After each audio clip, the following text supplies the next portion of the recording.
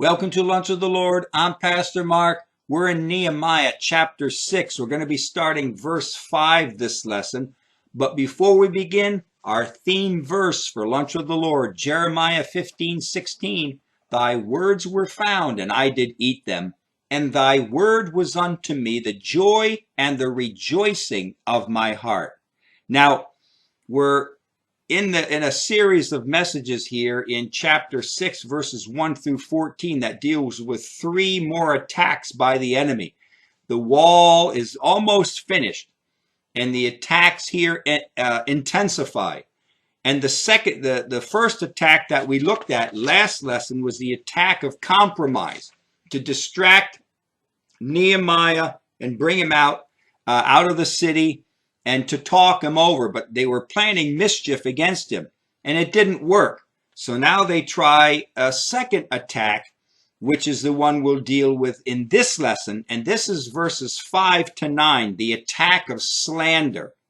Now, verse 5, let's read verse 5, and it says here, Then sent Sanballat his servant unto me in the same manner the 5th time, with an open letter in his hand.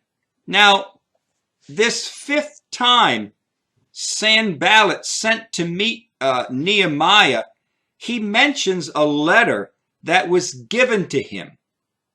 Now, this made-up letter was which was devised specifically for the purpose of getting Nehemiah away from the work and out into the open, was a more forceful attempt to meet Nehemiah. So this fifth time that Sanballat sends to Nehemiah, he's trying to get him away from the city and to talk to him. And one of the ways he uses now is this letter. Now, let's read what it says here. Let's read verses 6 and 7. And it says, Wherein was written, It is reported among the heathen, and Gashmu saith it, that you and the Jews think to rebel, for which cause you build the wall, that you may be their king according to these words. And you have also appointed prophets to preach about thee in Jerusalem, saying, There is a king in Judah. And now shall it be reported to the king according to these words. So come, now therefore, and let us take counsel together. So Sanballat is using this letter, made-up letter, to try to manipulate Nehemiah to get away from the work and to come out and meet with him there. Now, in this letter, it basically was a warning to the king that Nehemiah was beginning to rebel against the Persian Empire, and that Nehemiah had prophets who would go around the land of Israel proclaiming him to be the new king of Israel. Well, you can't have that. You can't have another king inside of the province of one king, the main king.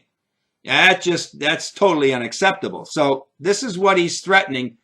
This is what Sanballat is threatening Nehemiah with.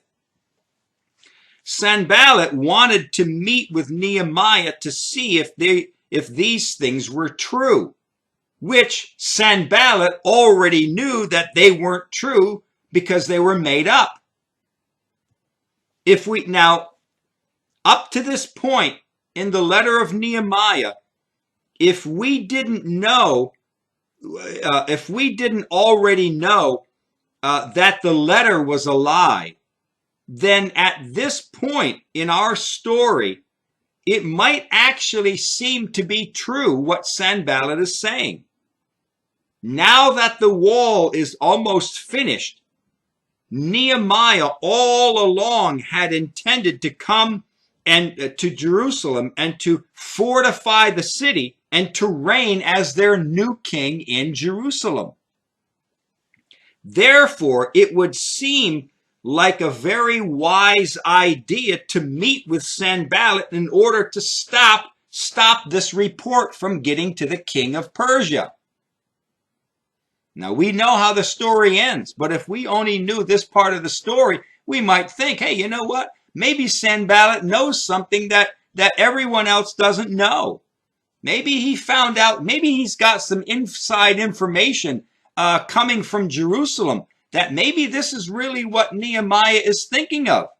Maybe he really wants to be the king and he's setting himself up, get the wall set up, got the people there, and maybe he's trying to set himself up as this new king.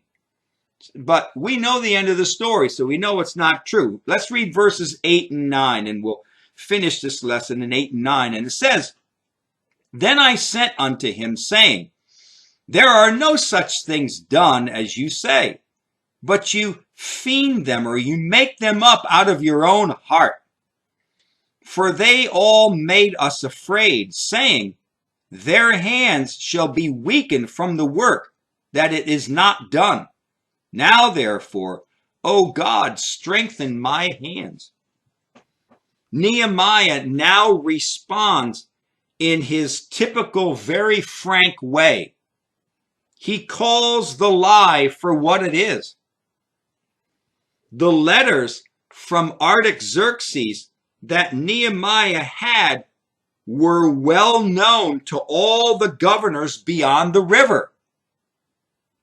Nehemiah had support from the king himself concerning all the work that was being done.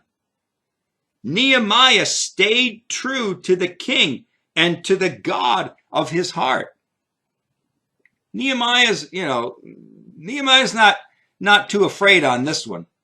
Even though it's an attack of slander, Nehemiah knows that when the king gets word of this here, it's not going to work, because the king gave him permission to come to Jerusalem and to build up the wall. Nehemiah accuses Sanballat himself of devising this whole plan up. Now it says here also, for they all made us afraid. In verse 9, they all made us afraid. Now the actual Hebrew says that they tried, or they wanted to make them afraid. Now, as I said in a lesson a long time ago, fear is the very first emotion felt by man in the Bible. When Adam and Eve sinned, the very first emotion that is mentioned in the Bible is fear. Adam and Eve feared God. And I believe that fear is the most dominant and underlying emotion of man. Behind all sin and behind all evil, there is fear. Fear is in every sin that we do. If you search your feelings and your motives deep enough, you will find fear included in every negative and sinful action and thought that we have. It's fear. Fear is the underlying emotion of all negative emotions and negative things that we do. And if Satan can agitate our fear, then he is one step ahead of us and has a measure of control over us. So this is what he's trying to do. If Satan can instill fear in the hearts of God's people, he's one step ahead. Because fear is probably the most dominant emotion, negative emotion in our sinful nature.